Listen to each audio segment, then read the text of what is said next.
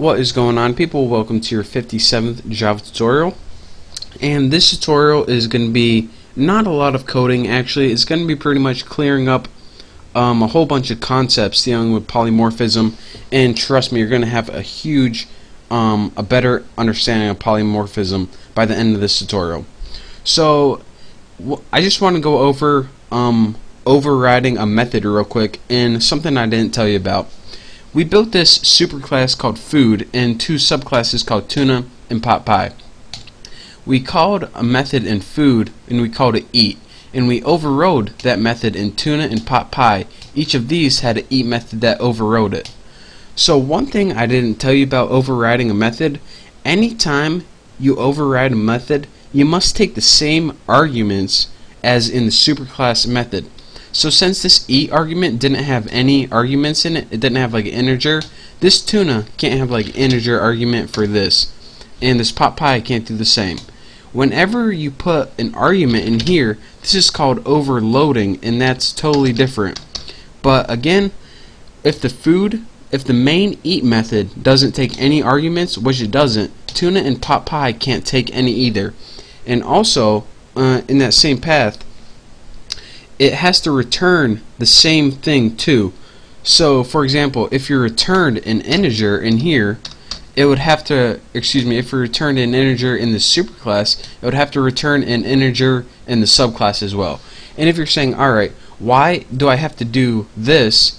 Why do I have to not take any arguments and return the same stuff if I'm overriding it and in essence doing a whole nother method? Well, it's so that you can have consistency, and that is just so anytime you can call the eat method in any of your other scripts, then it pretty much guarantees that you can use any of the subclasses as well.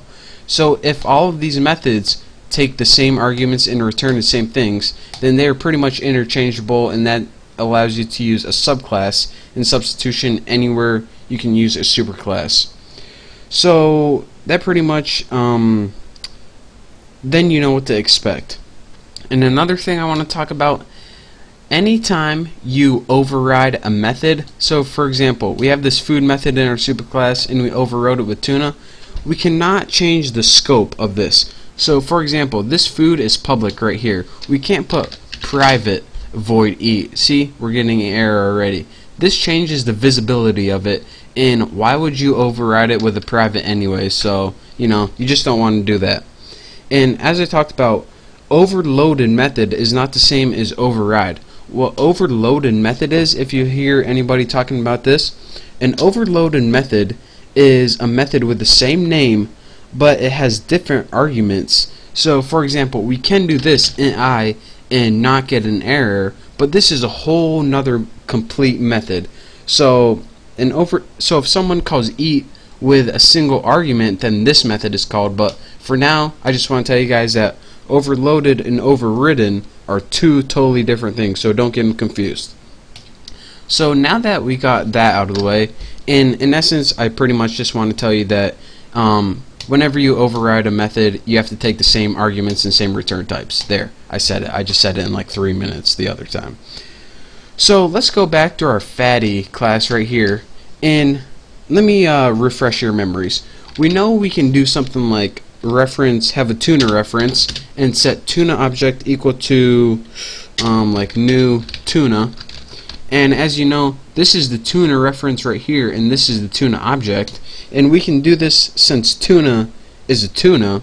And we can also do something like food object equals new tuna, and we can do this because tuna is a food. And those are the things we learned in the last tutorials. But what have we not seen so far? What we haven't seen so far is food object equals new food. What about that? Well, this is a problem for many reasons. Tuna and pot pie we wouldn't have a problem with, and this is because when we put variables in here like color, shape, tuna has a color, tuna has a shape, pot pie has a color, pot pie has a shape. Food is too general. It doesn't really have a color. It says what color is food? I don't know. What shape is food? I don't know. And if you say, alright, I can eat a tuna, I can eat a pot pie, but I can't eat a food. Food is really too general. And I know that there might be some exceptions to this, but for the sake of programming, there are some classes that are just too general that you don't want to create objects on. And this food class is one example.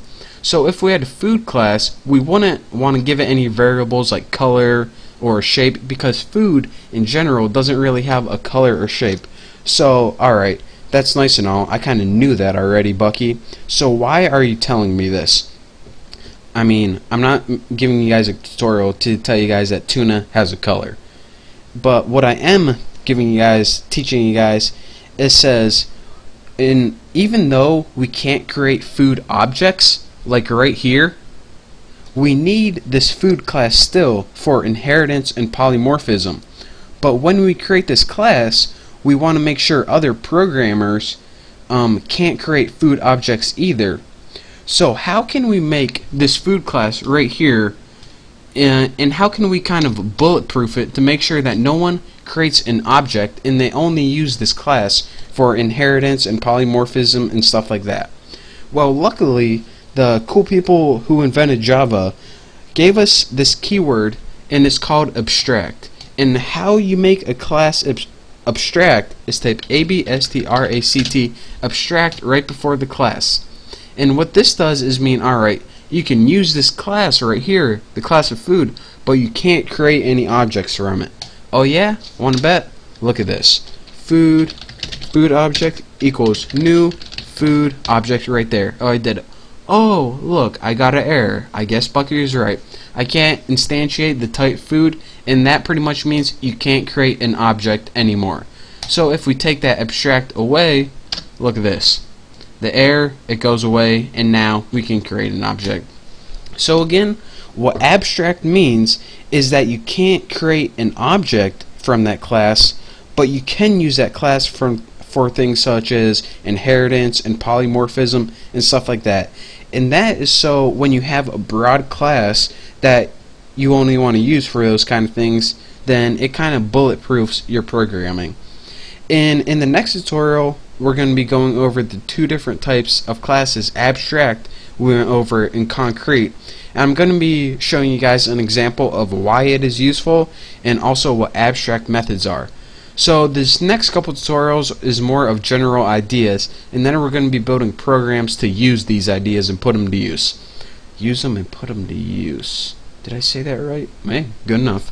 But thank you guys for watching. Hopefully you guys understand that anytime you override a method, you need to take the same arguments, and also the beginning of what an abstract method abstract class is.